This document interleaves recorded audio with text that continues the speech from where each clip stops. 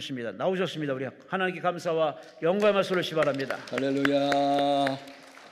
감사합니다. 귀한 예물을 드리신 분이 계십니다. 최예순 목사님께서 귀한 헌금을 바치셨네요.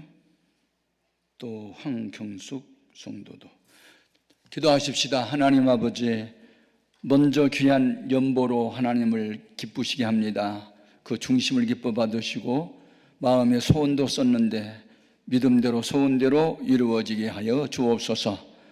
주여, 말씀을 듣는 중에 믿어지는 믿음들을 주시고 위대한 결단도 하게 하시고 위로와 소망도 치유도 회복도 있게 하여 주옵소서. 예수님 이름으로 기도합니다. 아멘. 예수님께서 안식 후 첫날 저녁에 유대인들이 두려워서 문을 걸어 잠그고 숨어있던 제자들에게 찾아오신 말씀입니다.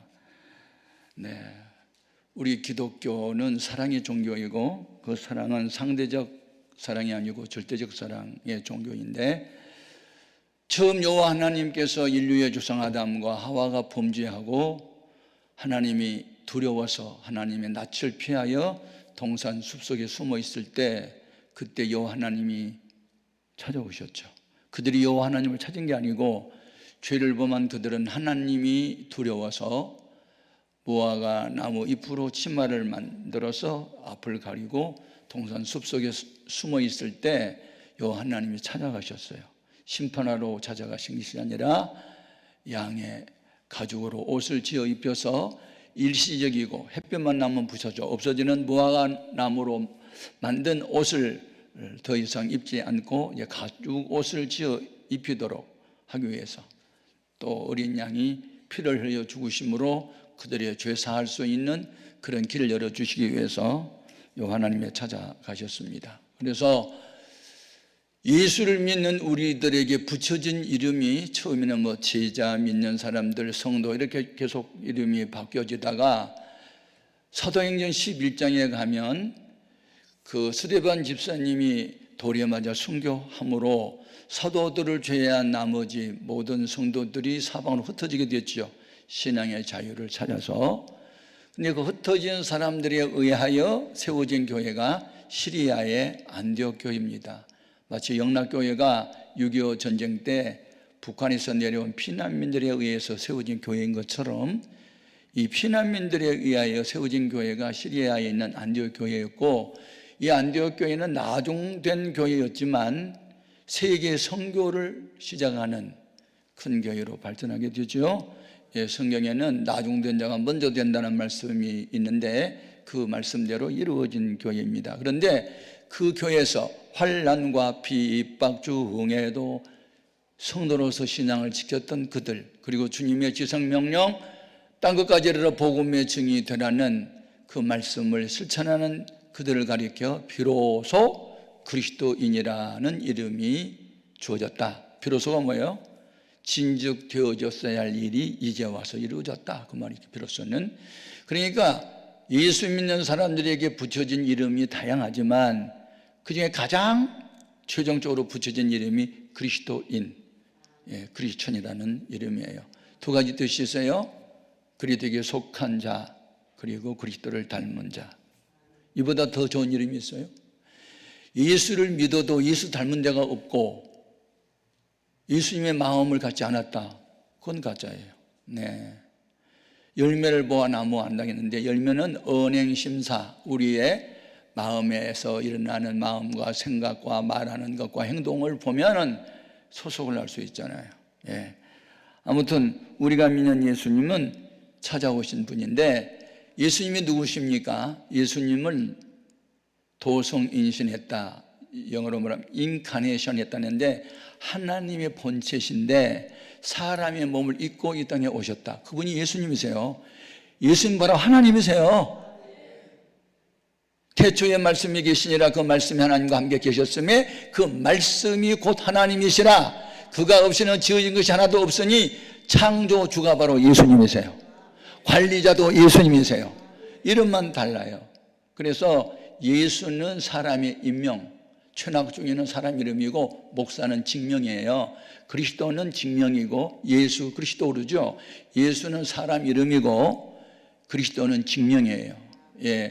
헬라의 크리스토스는 히브리어의 메시아와 같은 거예요. 기름 부음을 받은 자. 그래서 구약 성경에 사람은 사람인데 하나님이 세운 일꾼, 왕을 세울 때, 선지자 세울 때, 제사장을 세울 때 감람유를 부었죠. 그래서 기름 부음을 받은 자를 메시아 혹은 그리스도라고 했는데, 구약 성경에는 선지자가 따로 있고 제사장이 따로 있고 왕이 따로 있었지만 예수님을 그리스도스라고 말하는 것은 한 몸으로 세 가지의 직분을 감당한 완전하신 분. 아멘.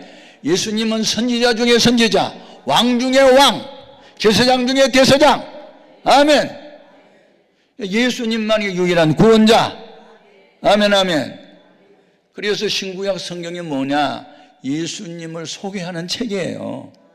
요한복음 5장 39절에 너희가 성경에서 영생을 얻는 줄 생각하고 이 성경을 상고 스타디하거니와 이 성경이 곧 내게 대하여 증거한 거라. 구약성경에는 오실 예수를, 신약성경에는 오신 예수를, 요한계시록은 오실 예수를 소개하는 책이 성경이니까, 그러니까 성경을 많이 알았다 하면서도 예수님을 모른다? 그것은 잘못한 것이죠. 왜냐하면 성경은 예수님을 소개하는 책이기 때문에. 이제 성경을 많이 안다는 바리새인들과 서기관들이 예수님을 죽였단 말이에요. 그러니까 그게 아는 게 아니잖아요. 여러분, 머리로 아는 것이 아니고 경험적으로 아는 거예요. 그래서 호세아서 6장 1절에 우리가 여호와를 알자, 힘써 여호와를 알자. 히브리 말이에요. 야다 이론적 지식으로 하는 것이 아니고 경험으로 알다. 아멘. 그래서 기독교는 체험적 선교예요. 기도 응답을 받아봐야 기도를 할 수 있어요. 병 치유를 받아봐야 병렬을 위해서 기도하게 돼요. 복을 받아봐야 복을 말할 수 있어요. 경험도 없는데, 모르는데 어떻게 하겠어요? 경험을. 그래서 여러분, 하나님을 경험적으로 알 수 있기를 바랍니다. 아멘, 아멘. 예. 그러면 예수님이 찾아오셨어요. 오늘날 어떤 방법으로 찾아오실까? 세 가지 방법. 첫째, 기록된 말씀으로 찾아오세요. 그러니까 여러분, 성경을 자주 읽으셔야 돼요. 아멘, 아멘. 그러니까 성경 읽는 시간은 주님을 만나는 시간, 성경 읽는 시간은 주님과 대화하는 시간, 그리고 기도하는 시간도 주님 만나는 시간, 주님과 대화하는 시간. 그래서 맨 먼저 주님부터 만나고 주님과 대화를 하고 나는 오늘 하루를 어떻게 살 것인가 하고 새벽 기도를 하면서 새벽의 말씀을 듣고 하루 일과를 시작하는 사람, 그런 사람을 우리가 그리스도인이라고 말할 수 있어요. 아멘입니까? 할렐루야. 그래서 성경을 기록한 목적이 디모데후서 3장 16절에 나와 있어요. 모든 성경은 성령의 감동으로 기록된 것으로서, 아멘, 이 말씀을 통해서 교훈도 받고 책망도 듣고 바르게 한과 교육도 받아서 네 가지 방법으로 우리가 하나님의 사람으로 온전하게 되며 하나님의 일도 말씀에 의지하여 해야 하나님의 일이 되는 거예요. 아멘. 어떤 방법으로도 찾아올까? 환상으로도, 꿈으로도 찾아와요. 예.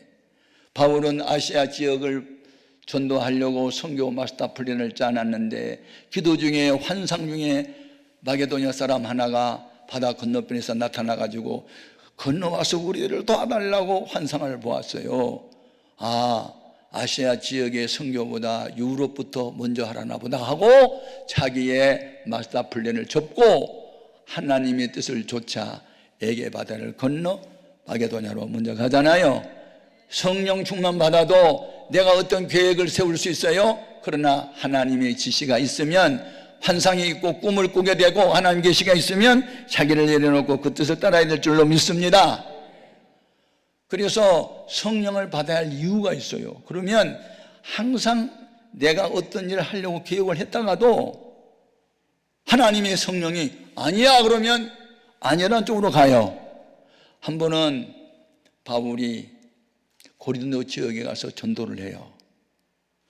그런데 유대인들이 거기까지 쫓아와가지고 바울을 죽이려고 하는 것을 알게 돼요. 뱀처럼 지혜롭고 비둘기처럼 숨기라고 했다. 뱀은 공격할 거냐 도망갈 거냐 순간적인 판단이 빠른 짐승이다. 그러면 내가 죽어서 순교한 것도 하나님께 영광이지만 더 오래 살아서 전도를 더 많이 하는 것도 하나님 주실 수 있어. 그러니까 내가 이것을 피해야지. 밤에 도망가야지. 그렇게 이제 바울이 생각을 했어요. 왜냐하면 유대인들이 자기를 죽이려는 걸 아니까. 그런데 그날 밤 환상 중에 주님이 나타나 뭐라고 그래요? 바울아, 떠나지 마. 이 고린도 지역에 너를 통해서 구원받을 사람이 많아. 내가 너와 함께 할 거야. 아무도 너를 해줄 자가 없을 거야. 주님의 음성을 듣고 보따리 풀고 거기에 1년 반 동안 머물면서 고린도 교회 세우잖아요. 우리가 이런 교회 저런 교회 세울 수 있어요. 그러나 주님이 아니야 그러면 아니 쪽으로 가야 돼요. 이게 주님 중심이고 이게 그리스도인의 할 일인 줄로 믿습니다. 아멘 아멘. 중요해요. 그러니까 우리는 무슨 일을 할 때마다 기도부터 하고 하나님께 물어보고 하나님이 오케이 사인이 나면 그때 움직여야 돼요. 김환란이라고 하는 박사님이 이대 총장을 지냈거든요. 근데 그분은 어른들 철야기도에 중학교 2학년 때 따라 나와가지고 철야기도 하다가 환상 보잖아요. 주님이 나타나가지고. 그런데 주님이 나타났는데 수많은 여인들이 사람 살려줘! 하고 비명소리가 들려요. 환란아, 너희 여인들의 비명소리가 들리니? 예, 들립니다. 주님, 이건 뭔 일이에요? 너는 앞으로 한국의 여성을 위해서 살라. 그리고 사라져요. 환상 중에. 아니 구체적으로 말씀도 안 하고 내가 중학교 2학년 이제 학생인데 왜 나더러 한국의 여인들을 위해서 살라고 그러지? 그리고 계속 기도를 해요. 그러다가 마음에 한국의 여성 지도자들을 나는 세우자.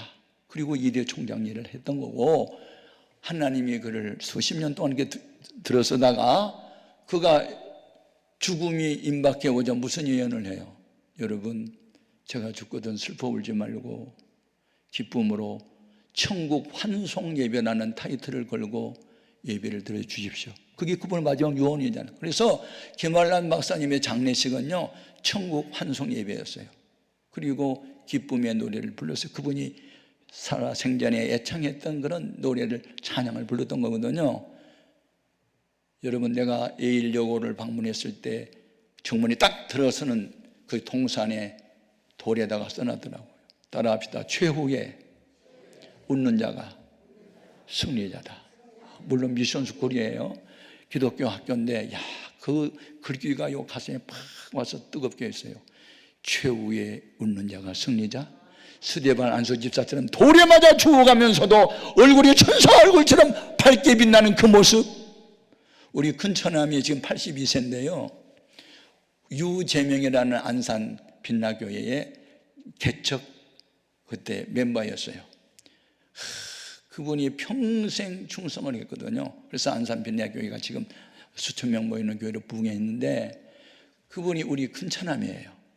이분이요 82세가 됐는데 이제 세상 떠날 날이 가까워한 것을 자기가 이제 감지하면서 요즘에 잘 죽는 연습을 한다더라고. 그게 뭐냐 그랬더니 저녁에 잠잘 때 깨끗하게 샤워를 하고 깨끗하게 옷을 갈아입고 두 손을 이렇게 모으고 가슴을 주고 기도하면서 빙긋이 웃으면서 잠이 들라고 했었는데 왜냐하면 최후의 웃는 자가 승리자니까. 야, 세상에 연습도 죽을 연습을 이렇게 하냐. 죽을 때 웃고 죽고 싶어가지고 두 손을 모으고 항상 이러고 잠을 잔대. 잠자듯이 죽고 싶어가지고. 야, 그 말을 들으니까 정말 은혜가 되더라니까. 은혜를 받으면 순전해져요. 어린아이처럼. 아멘 아멘. 여러분도 저녁에 주무실 때 샤워하고 깨끗한 옷 갈아입고 손 모으고 웃으면서 주여 이렇게 죽게 해주세요. 그렇게 한번 해봐. 그런다고 해서 죽지 않아. 사명이 있으면 살려주셔. 아멘. 야, 역시 그렇게 순진하게 자기 막내 동생과 같은 유재명 목사를 그렇게 목사님 하면서 자기 아들과 구남매거든요. 근데 마병이란 말이야. 그리고 우리 유재명 목사는 막내 위에 바로 그러니까 한 20세 정도 차이가 있으니까 아들과 같아요. 그래도 늘 목사님하고 아들 같은 목사님을 그렇게 모시고 그 앞에 무릎 꿇고 그렇게 충성을 하더니 이번에 그 아들이 안산 그 빛나교회의 후임자가 된 거예요. 참 놀랍잖아요. 예, 놀라운 일이에요. 아무튼 여러분, 믿음으로 사는 사람들은요 뭔가 달라요. 순진하고 정직하고 착하고 꾸밈이 없고 있는 모습 그대로고. 아멘입니까? 아멘. 예, 참 중요하다. 그러면 예수님이 이렇게 이제 꿈으로도 찾아오고 환상으로도 찾아오고 뭐 어떤 말씀으로도 찾아오고 부모를 통해서 찾아오고 주의 종들을 또 찾아오고 그렇게 막 찾아오는 거잖아요. 아무튼 어떤 방법으로 찾아오든 간에 찾아오신 예수님을 만나야 돼요. 아멘, 아멘. 예, 수넴 여인은 엘리사라는 목사님이 늘 오고 가는데 집도 없고 편히 쉴 곳도 없다, 안 됐다. 자기 남편한테 건의하자. 여보, 그 엘리사 목사님 위해서 우리 집 옥상에다가 방 한 칸 들여가지고 기도도 하고 휴교도 하고 그렇게 있으면 좋을 것 같아. 아, 여보, 좋은 생각이야. 그렇게 하지. 주의 종을 하나님 알듯이 모셨잖아요. 그런데 엘리사가 가만히 생각하니, 아니, 사랑의 빚을 줬죠. 이 은혜를 어떻게 보답할까? 그 계약을 통해서, 야, 이 집에 뭐가 필요한지 좀 조사 좀 해보고 나한테 알려줘. 예, 높은 고관이고요, 왕궁으로 출근하시고요, 부자고요, 부정은 없어요. 근데 딱 부정한 게 하나 있더라고요. 그게 뭐냐? 아들이 없네요. 아들이 애를 못 낳았어요. 그래, 그 주모를 오라고 해라. 딱 나타나니까 명년 이맘때에 애를 낳을 거다, 아들을 낳을 거다. 그게 아들 낳잖아요. 아멘. 여러분, 주의 종들 잘 섬기면요 복을 받아요. 예수님처럼 그렇게 대접하잖아요. 아무튼 여러분, 여러 가지 방법으로 주님은 나타난 줄로 믿습니다. 아멘, 아멘. 그래서 주님이 찾아오셔가지고 세 가지를 하세요. 첫 번째는 너희에게 평강이 있을지어다, 그렇게 선포를 해요. 그들에게 우선적으로 필요한 것은 평강이거든요. 지금 막 유대인이 두렵고 불안하고 예수를 잡아 죽였으면 우리도 잡아다가 죽을 거 아니야. 막 죽음에 대한 공포에 지금 질려 있는 그들에게 첫 번째가 너희에게 평강이 있을지어다. 평강은 히브리인들의 인사말입니다. 우리나라 조선시대부터 내려오는 인사말이면 안녕하십니까잖아. 안자가 무슨 안자? 편안한. 영자가 무슨 영자? 편한 영. 왜? 늘 밤새 안녕하셨습니까? 말은 뭐예요? 밤새 하도 살인 거기만 있어가지고 밤새 죽지 않고 살았습니까? 그게 인사말이에요. 나중에 하도 밥 굶는 사람이 많아서 진지 잡수셨습니까? 밥 먹었냐가 인사야. 영국인들은 안개가 너무 많이 껴, 아침마다. 그러니까 굿모닝이잖아. 좋은 아침, 맑은 아침이 됐으면 좋겠어. 그래서 그 나라 사람들의 인사말을 들어보면 문화를 알 수 있어요. 간 맺힌 것이 인사말에 다 들어있거든요. 근데 히브리인들의 인사말은 살롬이거든요. 살롬. 우리말로 번역하면 평안, 평화, 그 뜻이에요, 원래 살롬은. 그런데 제가 연세대학교 연합신학대학원에서 공부할 때 박준서라고 하는 교수님이 히브리 대학에서 공부를 많이 하셨어요. 그러니까 히브리어를 많이 공부하셨는데 이분이 그 히브리인의 문화에 대해서 강의할 때 제가 은혜를 받았어요. 여러분, 살롬이라는 평강이라는 이 말은요, 단순히 평안만이 아니에요. 그 인사말 속에는요, 하나님이 그대와 함께 하기를 하는 소원이 담겨 있는데, 전쟁터에 나가는 군인한테 살롬하고 인사하면 이고 돌아와요 하는 인사가 되고, 고기잡이를 떠나는 어부에게 살롬하면 만선하고 돌아오세요가 되고, 몸이 아파 누워있는 환자를 찾아가 살롬하면 치유를 빕니다가 되고, 결혼하는 신혼에게 살롬하고 외치면 행복하게 사세가 돼서, 살롬이라는 인사말은 모든 삶의 영역에 하나님의 손길이 그대와 함께 하시기를 하는 뜻이 있어요. 제가 그 강의를 듣다가요, 와, 역시 히브리어를 전공하고 공부 많이 하신 분이 이렇게 깊이를 아네. 그래서 제가 이 평강이라는 단어가 나오면요, 언제나 그 박준서 박사님이 생각이 난다는 말이에요. 왜냐하면 그때 강의 시간이 제가 은혜를 받았기 때문에. 여러분, 따라 합시다. 옆에 사람 바라보면서 살롬, 죽일 놈, 살놈, 그 말로. 평안, 주님의 평안이 그대와 함께 하기를. 여러분, 미국인들의 그 요즘 유행어가 뭐냐면 아침 키스가 연봉을 올린다, 그런 말이 있거든요. 아침에 남편이 출근할 때 아내가 싱글벙글 웃으면서 얼굴에 뽀뽀해 주면요, 그 남자가요 연봉이 올라간대요.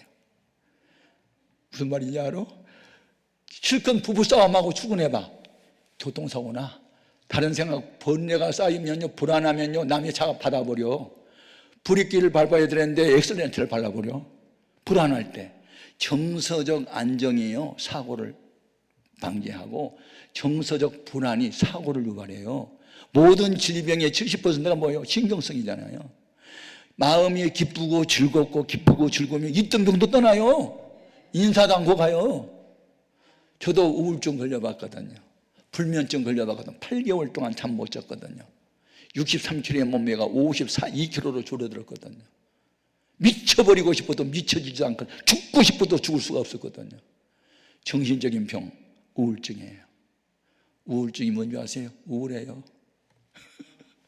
이렇게 밝은 것이 싫어요. 어두운 것이 좋고 사람 많은 거 싫어요. 혼자 있기 원하고 모든 사고가 부정적이에요. 나 하나 죽으면 끝이야. 나 때문에 부모 형제들까지 고생하잖아. 나 죽으면 끝이야. 맨날 죽을 생각만 해요. 우울증 걸리면요.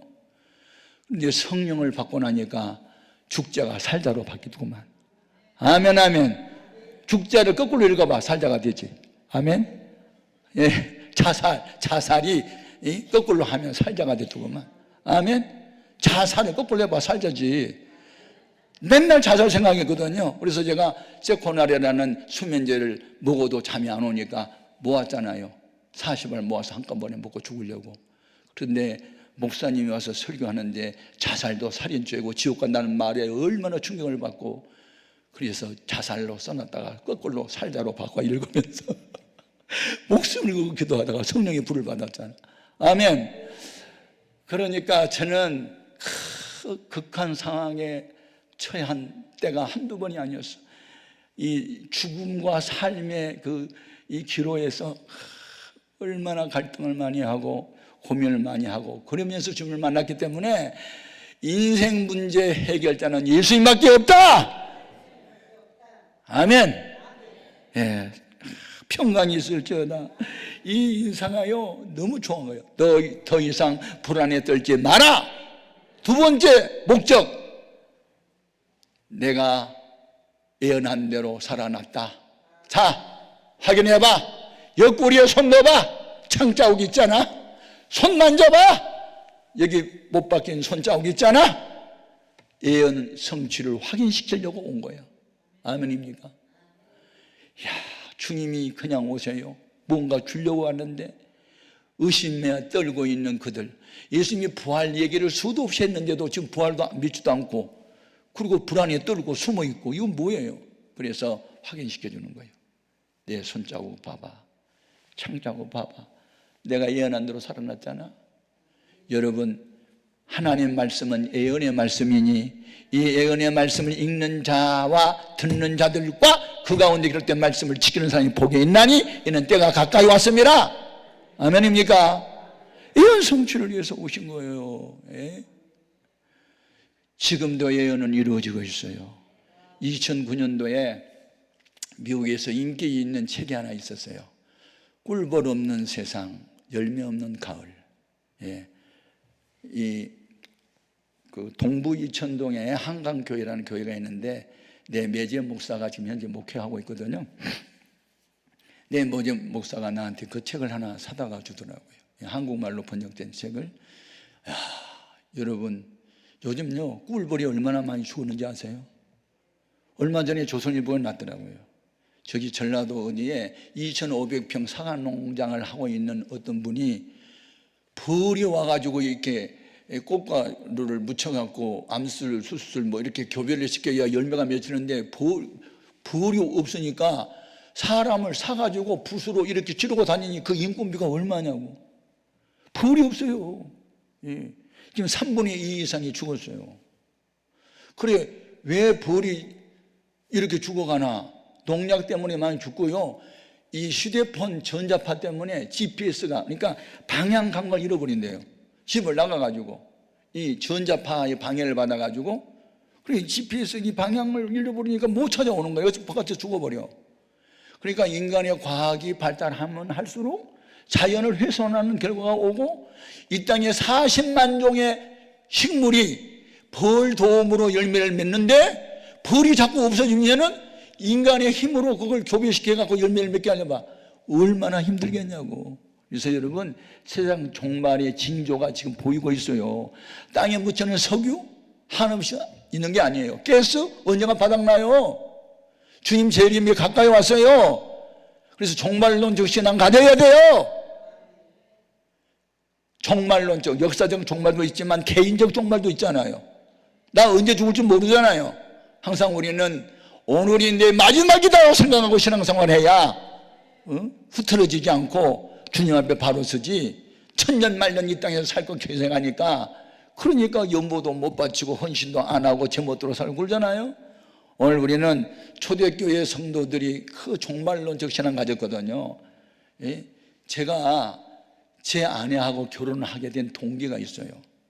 여동생이 직장에서 만난 좋은 믿음 좋은 처녀가 있으니까 오빠 한번 만나볼래? 그래서 이제 만나봤거든요. 근데 두 번째 만날 때 무슨 얘기 하냐면요, 자기는 저녁에 두세 번씩 잠이 깬대요. 그래서 왜 무슨 잠이 안 와요? 왜 잠을 자꾸 깨요? 아니에요. 성경을 보니까요, 예수님이 밤에 도적같이 온다고 해서요, 주님이 혹시 올라나 그래 놀러 깨요.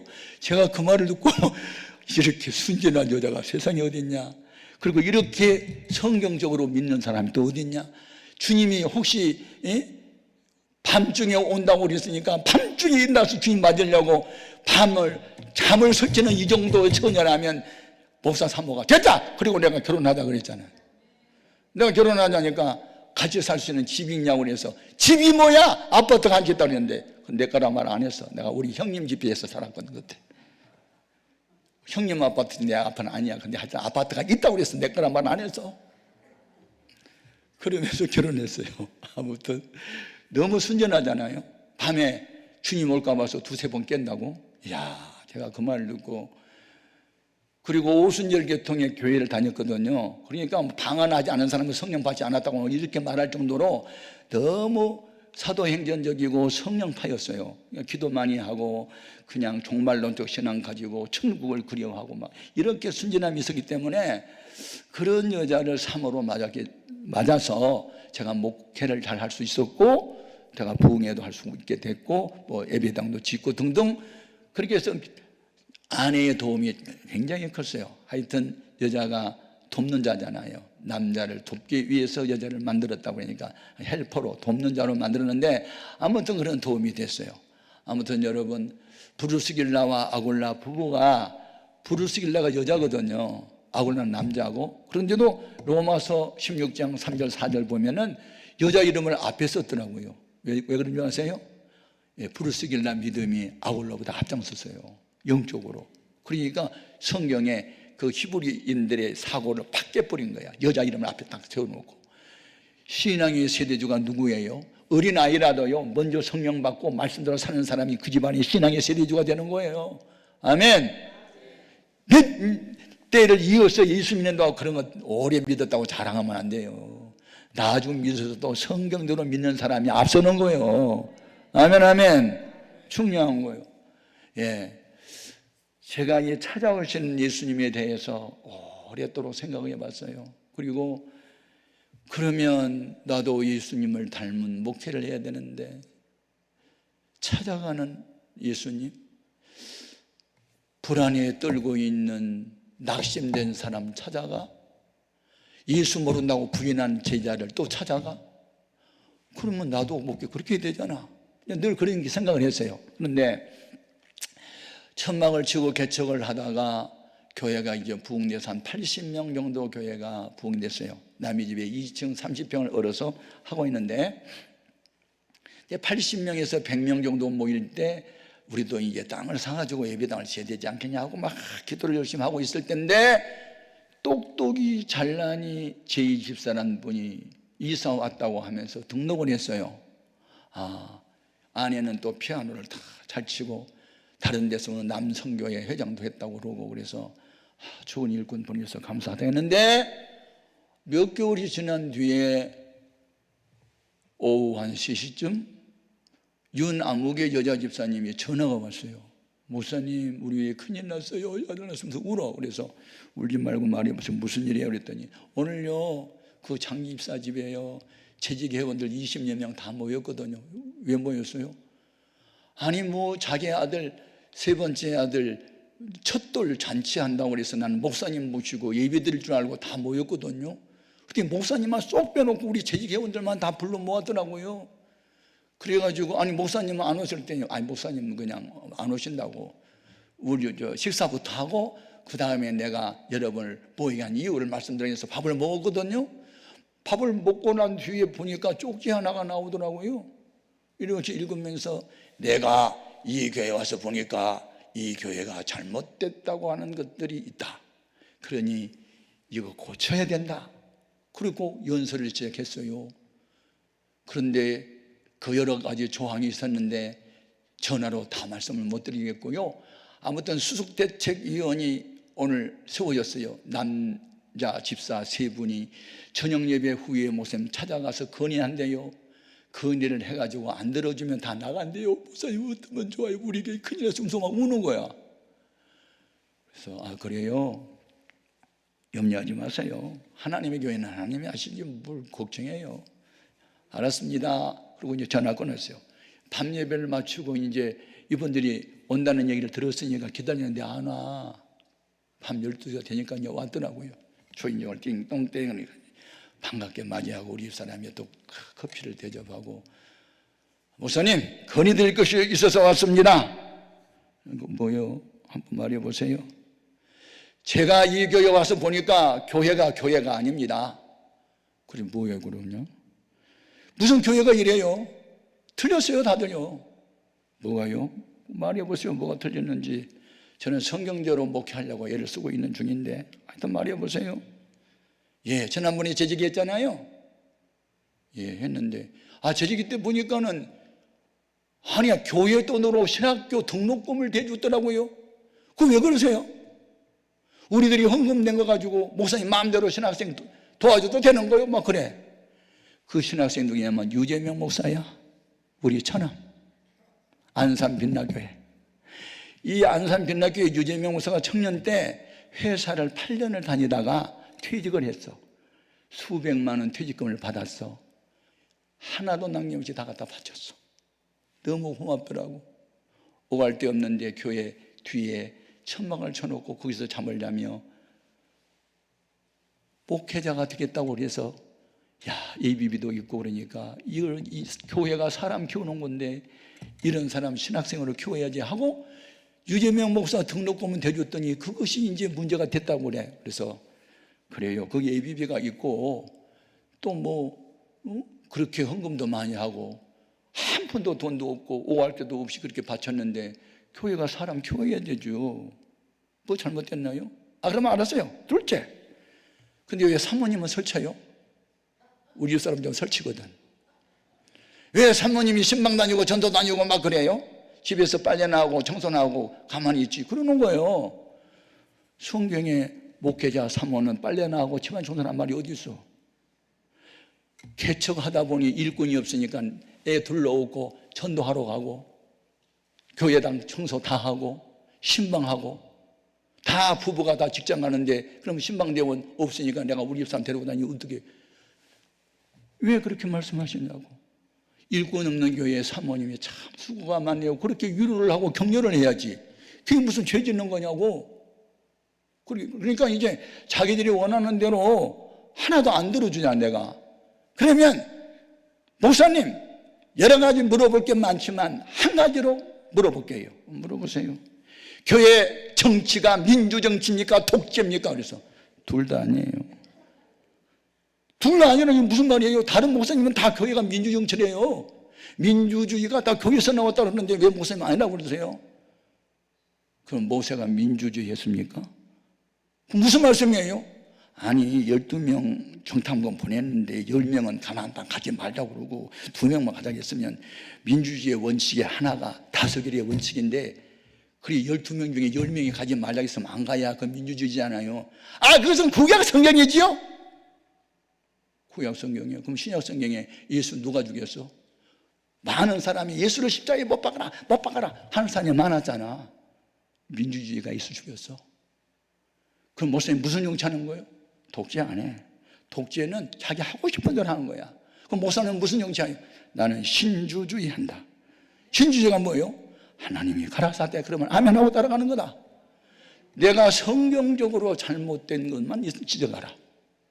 세상 계도를 끌고 와서 교회를 세상화하려고 하지 말고 내가 성경적이 아닌 것만 지적해라. 아이고 목사님은 좀 별나네요. 여러분이 볼 때 별나지만 난 성경적으로 믿는다. 제가 알기로는 목사님은 우리 종입니다. 우리가 보수를 정해가지고 사례금 주잖아요. 우리가 낸 헌금 가지고 목사님 살잖아요. 그래서 우리가 오라면 오고 가라면 가는 거예요. 우리가 주인이고 그러는 거예요. 막말을 막 해.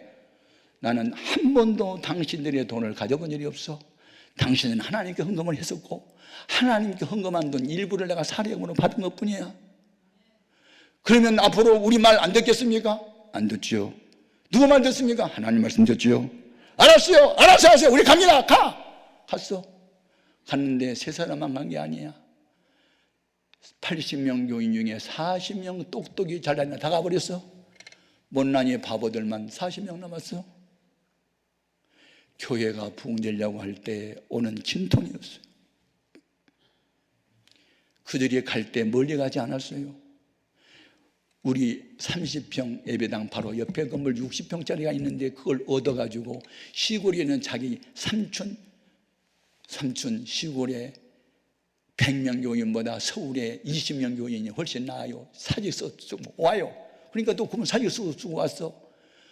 일주일 전에 우리 교회 앞에서 주보 나눠주던 안내 집사가 옆에 앉아서 그 서가지고 안내를 하고 있어. 목회자만 알 수 있는 슬픔이고 아픔이었어요. 밤에 잠이 옵니까? 음식이 들어갑니까? 금식하며 밤을 지새워 기도합니다. 하나님, 내가 좀 너무 강성으로 부드럽게 하지 않고 강하게 했나요?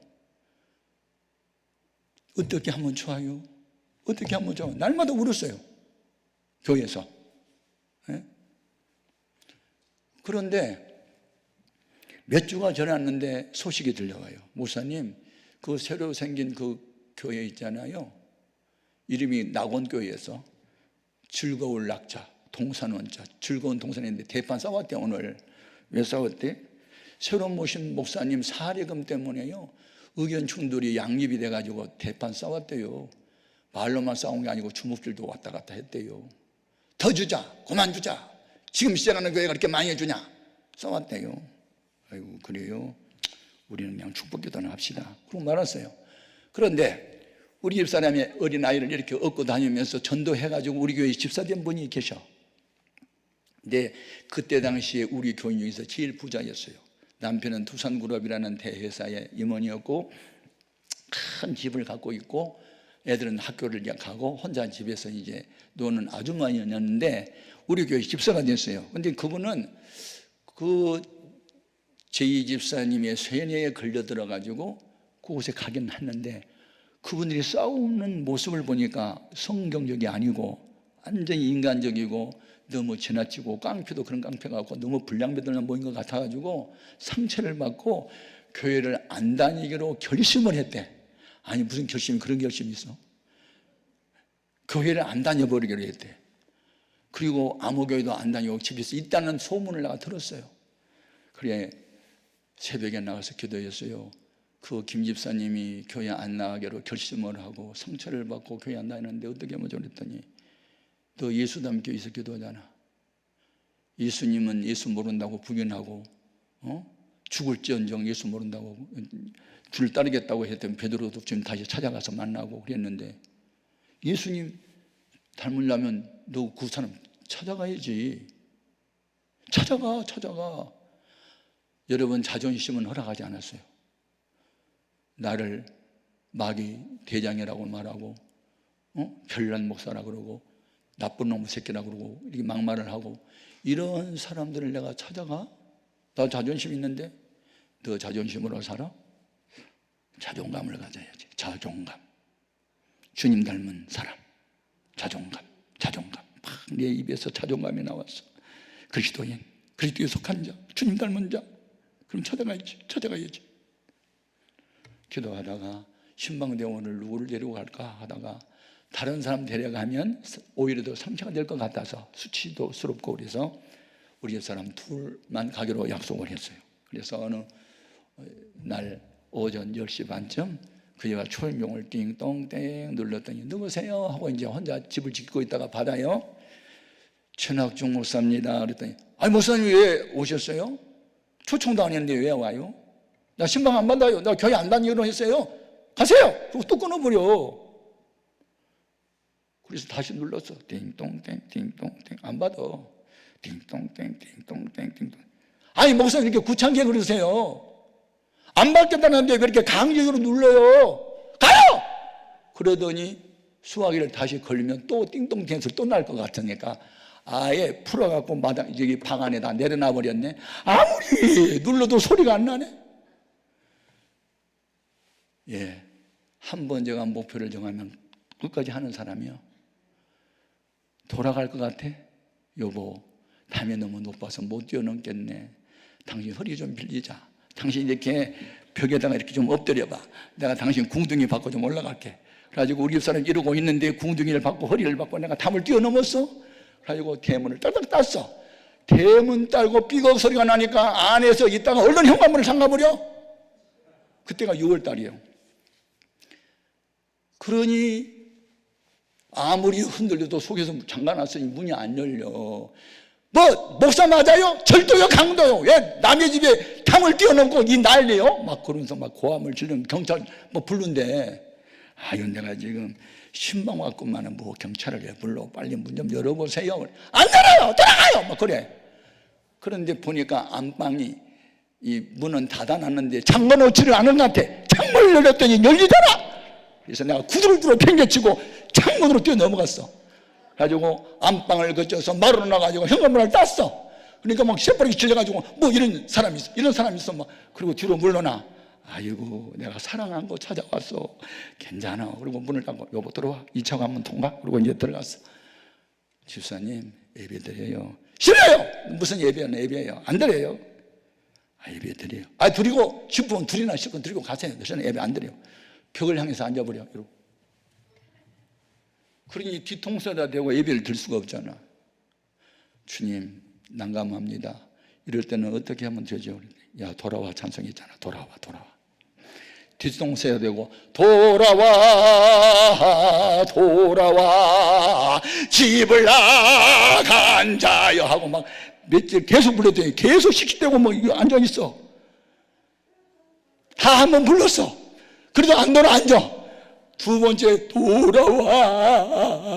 돌아와 뭐 내가 눈물이 쏟아져서 울었더니 자기도 그러더니 돌아앉더라. 돌아앉더니 목사님 저와 같은 죄인도 용서받을 수 있나요? 무슨 복음성가 가사 같아. 자기 같은 죄인도 용서받을 수 있냐 하면서 엉엉 우는 거예요. 자기가 못 모르고 제2집사의 쇠뇌를 받고 못 모르고 쫓아갔더니 깡패들만 모인 것을 내가 알고 상처를 받고 오는데 나같이 못된 인간을 어떻게 이렇게 찾아올 수가 있냐고 하면서 뭐 엉엉 우는 거야. 이제 제정신에 돌아온 거야. 함께 울었어요. 돌아오려 했더니 창피해서 못 갔네. 여우도 낯짝이 있지. 아 당신은 여우가 아니잖아. 그러니까 돌아와. 그래도 창피해서 못 가겠대. 십자가가 뭔지 아세요? 수치와 고난을 참아내는 건데 돌아와요. 힘이 용기가 안 나는데 어떻게 하면 좋을까요? 내가 기도해 할 테니까 힘을 내고 돌아오세요. 기도해 주세요. 그래서 울어요. 그리고 이제 신방 마치고 왔잖아요.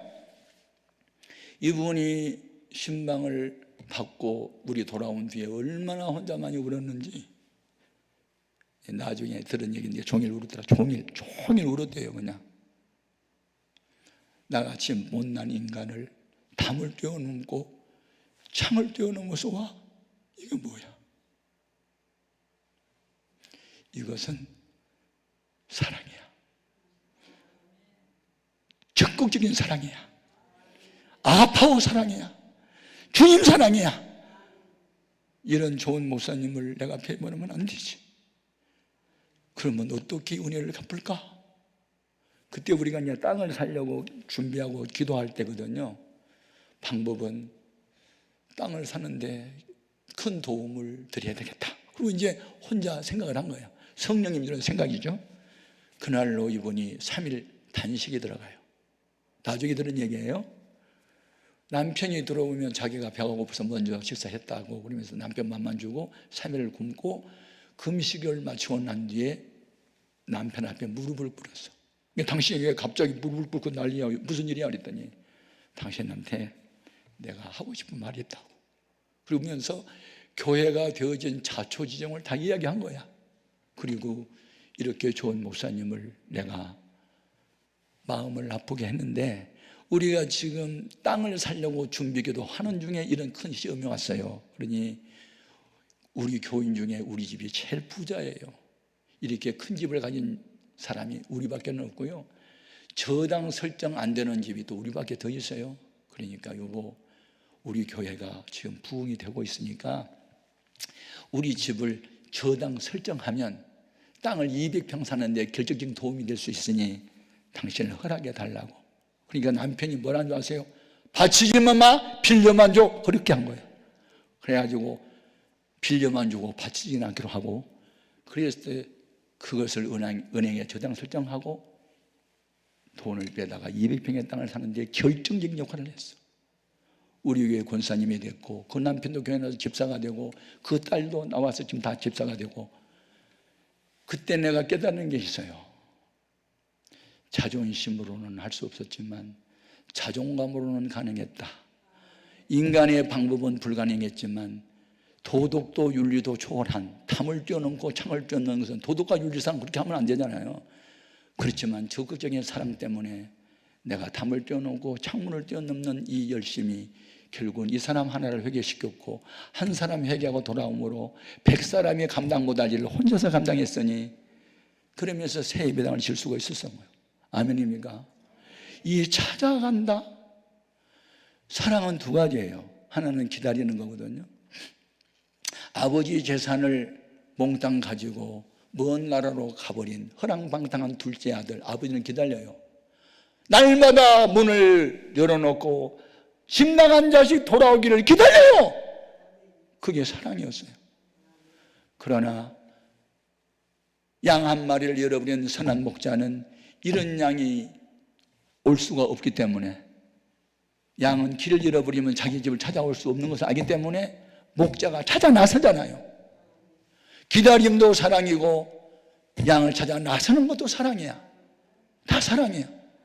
그래서 길 잃은 양을 내가 찾아가서 상처 입은 양을 내가 치료해주고, 그들이 성경을 많이 모르고 영계의 비밀을 난 몰라서 그런데 그들도 성령 받으면 천리 나겠지. 그리고 사랑을 실천하는 것이 결국은 아름다운 교회를 이루게 됐어요. 아멘. 그리고 그분이 돌아오면서 몇몇 가정이 돌아오고 다시 80명 교인이 다시 부흥되고 200명으로 올라오고 500명으로 올라오고 교회가 다시 부흥이 되는 거예요. 그리고 주동했던 분은 교통사고로 불구가 됐고, 이런 것을 보면서 야, 하나님은 참 살아계시다. 아멘. 여러분, 교회 생활할 때 똑똑히 잘나게 되면 안 돼요. 예수님은 거룩한 바보였잖아요. 하늘에서 12형 되는 천사를 불러오고 불을 끌어내다가 이 악당들을 불러 태워서 죽일 수 있는 권세가 있어도 그렇게 하면 아버지 뜻을 이룰 수 없기 때문에 거룩한 바보가 되어 처참하게 죽어가셨잖아요. 그 예수 닮은 사람을 가리켜 그리스도인이라고 말한단 말이에요. 우리는 그리스도인이 되어야 돼요. 예수 닮은 사람이 되어야 해요.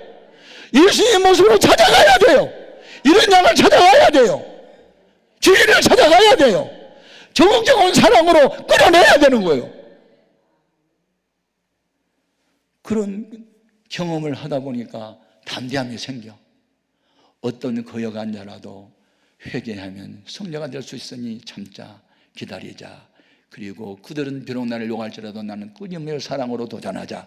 그래서 이제 목표 철학에 딱 서게 되고 주님 닮은 사람으로 살아가겠다는 마음의 결심이 딱 선 이후부터는요, 누가 무슨 말을 했더니 웃을 수가 있게 되고, 몰라서 그런데 뭐 그 사람도 성령 받으면 새로워질 거야, 그런 생각이 드는 거예요. 아멘. 그리고 부활하신 예수님이 찾아오신 목적 세 번째가 뭐냐면 숨을 내쉬며 그럴 때 성령을 받아라 했잖아요.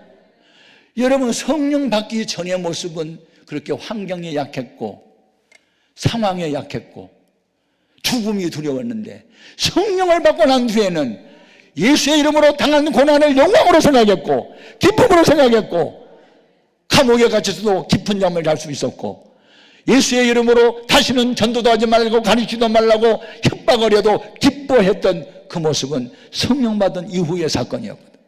그러니까 성령을 받아야 권능이 임하는 거예요. 권능은 뭐예요? 권세와 능력이 준말이잖아요. 권세는 말하는 대로 역사가 따르는 거예요. 대한민국 교통순경한테 대한민국 정부가 권세 줬어요. 어떤 차량인데 위반하면 잡어, 딱지 끊어, 속도 위반, 신호 위반 잡어. 그러면요 장관차, 국회의원 차도 다 딱지 떼요. 그게 권세예요. 능력은 뭐예요? 버티는 힘이에요. 작은 고난에도 힘들어하는 우리, 그것을 버티고 견딜 수 있는 힘, 그게 능력이에요. 아멘입니까? 성령이 임하면 너희가 권능을 받고 예루살렘과 온 유대와 사마리아와 땅까지 내 복음의 증인이 되리라. 성령 받기 전에 그들의 관심은 뭐예요? 우리나라가 로마의 식민 통치하에 있고 주권을 빼앗겼는데 부활하신 예수님 이제 그 부활의 능력으로 로마를 전복시키고 우리나라 독립시킬 때가 이때입니까? 이런 그들의 사고는요 이 세상이었어. 그런데 성령 받고 난 뒤에는 아하, 주님이 만드는 나라는 이 세상에 있는 나라가 아니고 하나님의 나라구나 생각이 바뀐 거예요. 성령 받아야 돼요. 충만하게 받아야 돼요. 성령에 매여야 돼요. 바울이 3차 전도여행을 마치고 밀레도라는 항구 도시에서 사람을 에베소에 보내요. 에베소 교회 장로님들을 초청해 놓고 고별사해요. 그게 사도행전 20장에 나오거든요. 그러면서 자기 얘기해요. 여러분, 나는 지금 성령의 매임을 받아 예루살렘에 가면 환영 인파가 기다리고 있는 것이 아니고 환난과 결박이 나를 기다린다고 성령님이 이미 가르쳐 주셨습니다. 그럼에도 불구하고 나는 주 예수께 받은 사명, 은혜의 복음을 전하는 일을 마치려 하면 나의 생명조차 조금도 귀한 것을 여기지 아니하노라. 이 매이다가 무슨 뜻이에요? 피동사예요. 피동사는 내 의지와 상관없이 어떤 분의 힘에 의해서 내가 묶인 상태예요. 아멘입니까? 내가 초등학교 1학년 때요, 내 초등학교 1학년 때는 6.25 전쟁이 끝나고 곧바로 학교가 열릴 때예요. 그러니까 학생 수가 얼마나 많았는지 초등학교 1학년 학생 중에 14살짜리도 있었어. 그동안에 학교 못 가고 전쟁통에. 그래가지고 학생 수가 많았는데 이제 첫 번째 운동회를 해요. 가을 10월 달에. 그런데 8명이 일개조가 돼가지고 이제 60몇 대를 달려 1학년이. 그리고 30몇 대가는 막 자기 힘으로 달리다가 가족과 함께하는 운동회야. 이 타이틀이.